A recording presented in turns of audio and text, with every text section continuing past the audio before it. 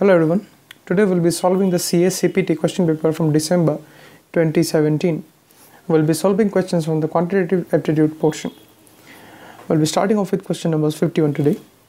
So we have been given that if log of this expression is equal to 0, then x is equal to, the options are 4, 8, 16 and 32.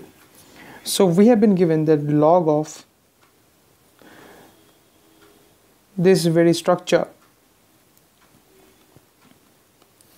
is equal to 0.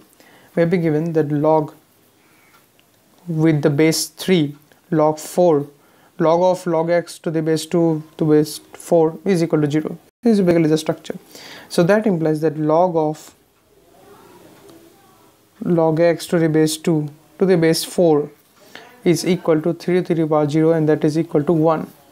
So that will imply that log of x to the base 2 is equal to 4 to the power 1, which is equal to 4, and that implies that log of x to the base 2 is equal to 4, and that implies that x is equal to 2 to the power 4, and that is equal to 16, which is the option C. So option C over here is the correct option. Let us now move on to the next question. The next question that has been given is a question from the logarithms. So this is question of 52, and it has been said that if log of x minus y by 2 is equal to half into log of x plus log of y, then x square plus y square is equal to option A 6xy, option B 2i of xy, option C 3x square y square, and option D 4x square y square. So these are the options.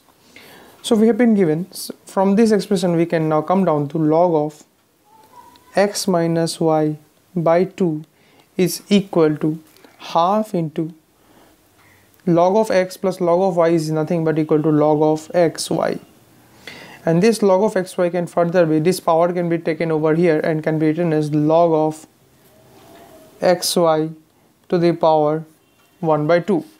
So that implies that then we can write x minus y by 2 is equal to xy to the power 1 by 2.